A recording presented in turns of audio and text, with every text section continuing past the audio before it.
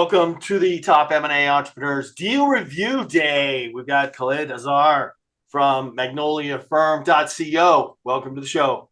Thank you. All right, so what's the name of this business we're going to talk about today?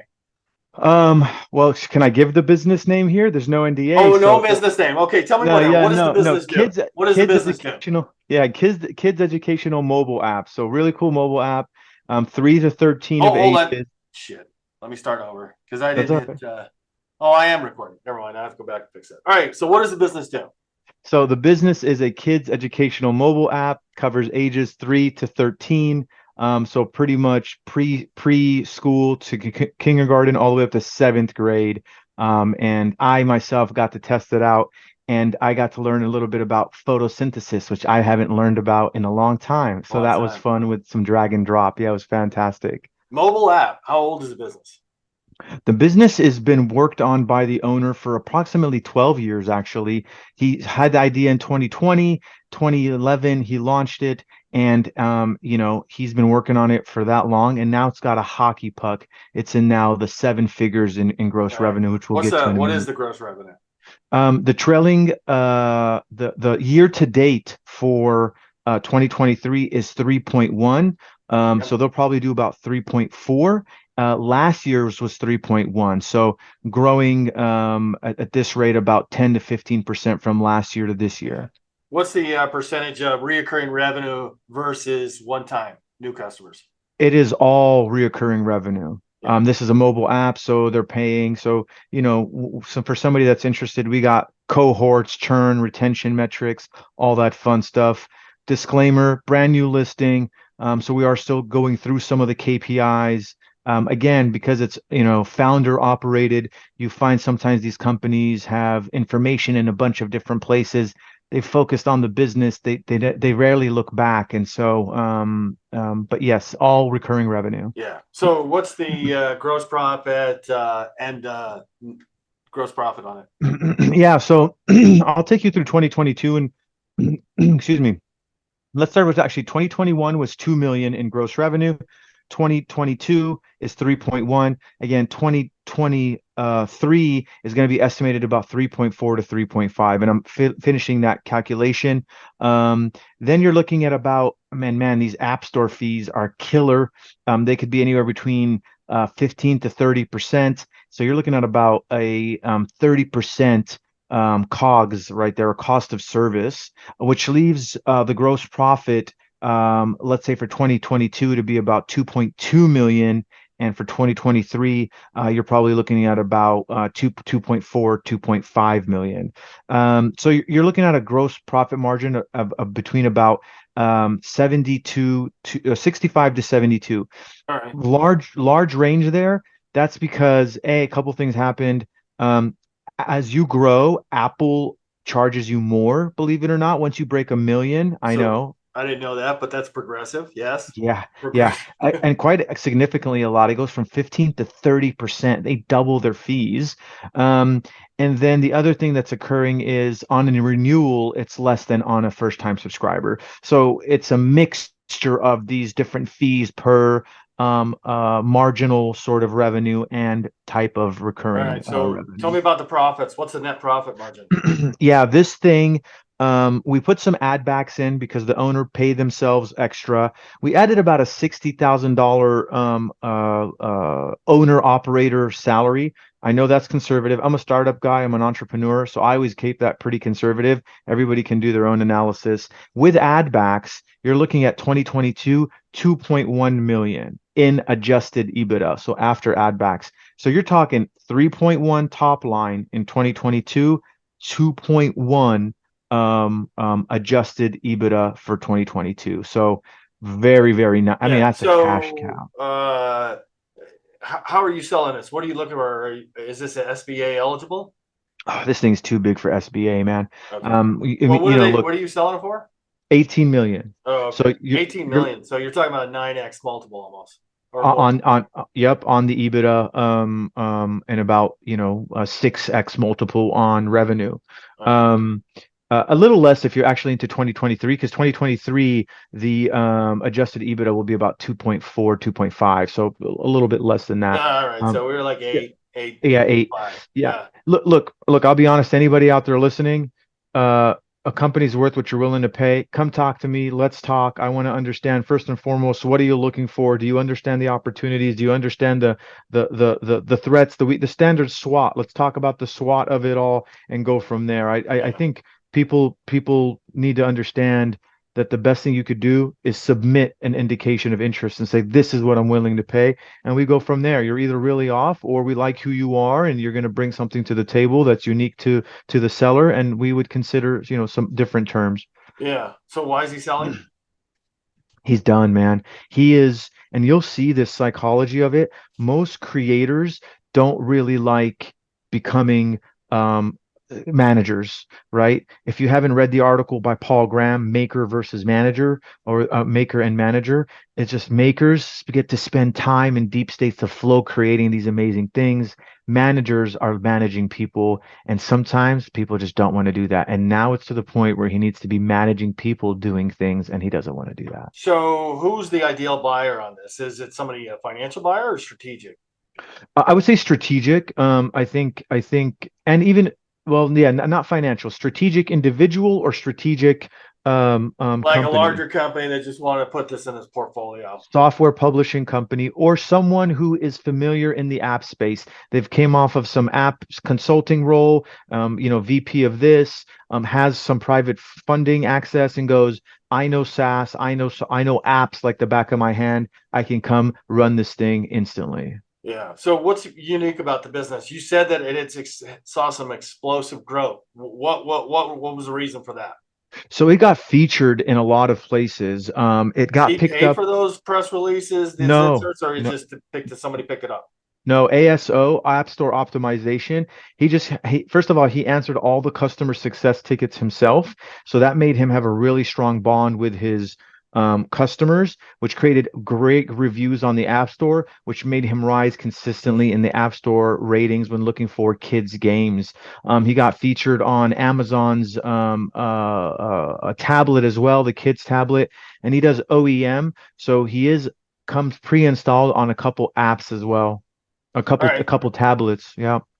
All right. And can that somebody keep doing that, or what does he need to do? Oh, that's one of the biggest opportunities. I mean, if you want to cover that, I have a couple good items of, you need get business development, get your OEM contracts up, because that makes up only 5% of his deals, but he gets press from it. He's on boxes in Walmart, things like that. So you get some brand recognition there. Right now, the apps are all separate apps on the App Store. So literally, to go from kindergarten to first grade, you have to actually like uninstall and reinstall an app, and so that's actually hurting his retention, and it's inflating his churn and inflating his new activation numbers. So we're looking to normalize that here in the reporting. But as anybody might have some app experience will tell you, identifying the actual subscriber is something that privacy policies have been slowly removing the capability of doing. So it's a little more difficult than people think, but that's a big opportunity for somebody to come in and actually make the app be one large central app. And then and say, hey, you actually get all these 6, 8 apps, and he has quite a lot. He's tested a bunch of smaller ones that didn't do as well. So you're actually buying about 50 apps total. Wow. So tell me a Yeah. little bit about the accounting, the financials. Are they compiled, reviewed, audited? Everything is clean. He uses Wave, which is it's a It's just lighter accounting version. package. Yeah, Yeah. just an accounting Online service. accounting package. Yep, yep, yep. All All right. clean. So balance sheet, or is it 100% current, or is any AP, Ev- AR, any debt? no APAR. Obviously, cash on hand stays with the seller, but other than that, no liabilities, no risk, no debt. Nope, everything's clean. All right. Well, so what is the process, the marketing and sales process? How does he decide what to build and put out there, and to what to work on to marketing? And is it something repeatable? Can he keep coming out with new games, or is he going to disappear? Yeah, so look, I think before he was sort of the creator, and he tells this story. And by the way, in our data room, for anybody that comes in is interested, we have an interview with the founder, and it's a really good sort of video date, as you might say, on understanding the listing. Um, the initially he literally just, and actually this is important to sort of address. He found that parents were more willing to pay for their kids to have a game to keep them sort of distracted but learning versus the amount of money an adult is willing to spend on a game. So right now you get Clash of, Clans or whatever. You'll want to pay a dollar for the year or even a month. But if your kid is acting a mess in Pizza Hut or whatever you're eating, you'll pay the 29.99 for the yearly subscription. So he's cornered a market that is just above average in willingness to pay. That being said, when he first rolled it out, he was Googling sort of what can I teach kids, how to teach them. He's got some kids of his own as well, and just started making content on the fly, did some of it himself. He himself is a coder, so he coded a lot of it himself. And then as he progressed, he hired a teacher, an animator, a voice actress, and has two developers. All contractors, all sort of part-time when they're needed, they're pulled up. Right now, what he does is he has the teachers audit the content every bit, make sure it's up to date. Sometimes they'll come up with new ideas. He'll take it to to the animator. The animator and the teacher will come up with the content. They'll roll it out, and they'll pass it to the dev to roll out. So the framework is there, but somebody needs to come in and pour fire on this thing, man. Yeah. So how many owners is he 100% owner or One just owner, one owner? 100%. How many Yeah. people work for him? Are they all subcontractors or any W-2s? No, all contractors. All right. Um, Yeah. and how many contractors did you say there were? Six. Six? Okay. Yep. Counting him, seven. Yeah. Yeah. Tell me about the customer concentration. No, I know this is an app and it goes through the app stores like Apple and Yeah. Google's app store, but and then the customers, there's millions of them, right? Does he get the information from those customers, or does Apple control that and Google control that? No, they do control it. I mean, believe it or not, there is currently out in the news right now about the monopoly that Apple sort of has over the App Store. Especially with those fees. So for anybody listening, it looks like, knock on wood, on the horizon, there is a legislation passing that's going to force Apple to lower their fees. So you're talking about hundreds of thousands of dollars instantly coming back to you to hit the gross profit line if that occurs.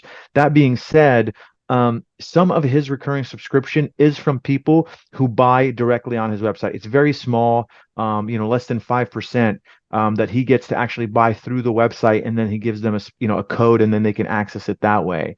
But for the most part, it's controlled by Apple. Apple's about 85% of his downloads, and then the rest is Android, and then maybe a percentage or two across sort of the other smaller shops. Yeah. Why is it so big? 95 to 2 to 3. Yeah. 95 in Android and 95% Apple. to Apple No, and Apple's about 80, 85. 85. App Store optimization, just for whatever reason, the reviews went really well. The App Store liked him. It probably got editor's choice once or twice, got rolled up really high, and it's just a steady climb upwards. I mean, again, so when people get into the data room, they'll see we're all about giving you transactional data. If we can, we would give you every single install and every single person and let you play with it and see all the reports and the data yourself. Whatever data we have at the most granular level is what we make available to interested buyers. Because we're tech people, we say, hey, you make your own pivots, take a look at the data yourself, cut it, slice it, make the cohorts, etc. So that being said, they will get that level of Yeah. granular data, How but many customers does he have? paying subscribers, 87,000. 87,000. All right. Are Yeah. there any past pending existing lawsuits against the company that you know of? No, no. All right. Yeah. So how much are you asking for this? 18 million? And the last trailing 12 months or last trailing 12 months revenue was, and what are you Three asking for this? last trailing 12 months, 3.5, and we're asking for 18 million. All right. So you're about a 6.5. Most. Six and a half, super cash cow. The reason is it has tons of opportunity, and this thing's margins are fantastic. I mean, if you look at it from an IRR standpoint, even if you just do 20 to 30% in growth over 3 years, you'll make your money back in under five, no problem. And you'll have, frankly, again, I'll put my entrepreneur hat on. I would come in, run it for 2 years, and flip it for 30. Interesting. So it sounds like a pretty good deal, a cash flowing deal. So if you're interested in this business, make sure you go to magnoliafirm.co. Yep. get the NDA in place, look at all the information. Just be advised, these deals go fast because the previous 3 episodes we did on deal review have sold. Yeah, themagnoliafirm.co. We are on standby. Find me on LinkedIn, Khaled Azar. I'm happy to connect with anybody if they have questions. Good deal. Thank you, Kelly. Thanks. Thank you, John.